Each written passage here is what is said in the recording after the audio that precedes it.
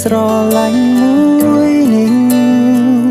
បែងដងមួយនេះជូនពិសេសឲ្យទៅអ្នកក្តីស្មងនិងភាពជឿជាក់ជូនទៅមនុស្សម្នាក់ដែលសំខាន់នៅក្នុងបេះដូងតែអ្វីព្រួយប្រែ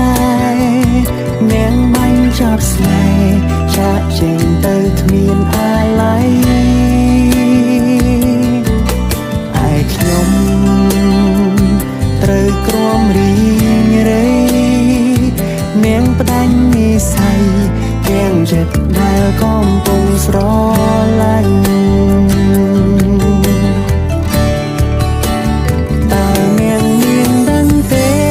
ថាអារម្មណ៍ខ្ញុំយ៉ាងណាពេលដែលស្នេហាត្រូវបាត់បង់ទាំងមិនដឹងខ្លួនបិទភ្នែ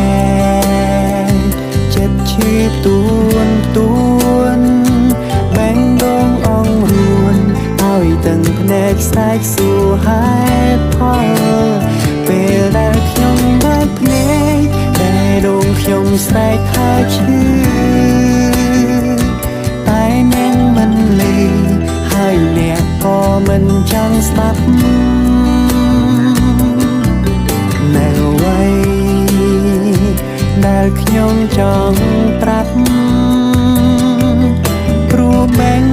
ដងអ្នកនៅពេលនេះលែងមានខ្ញុំហើយ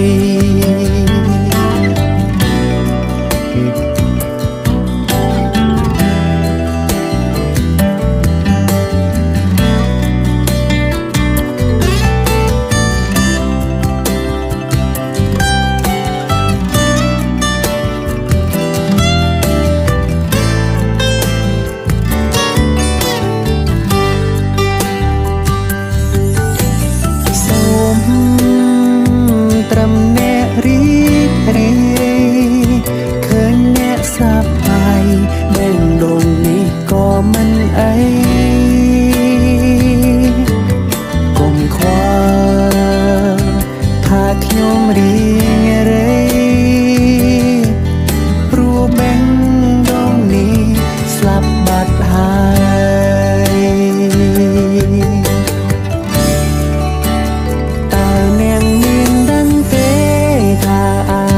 ខ្ញុំយ៉ាងណាពេលដែលស្នេហាត្រូវបាត់បង់ទាំងមិនដឹងខ្លួនបិទភ្នែកចិត្តឈឺទួន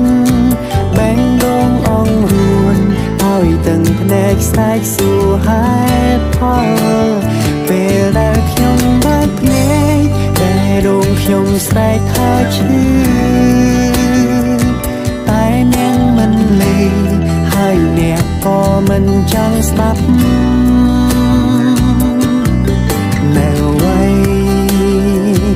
ដែលខ្ញុំចង់ប្រាប់ព្រោះបែងដងអ្នកនៅពេលនេះលែង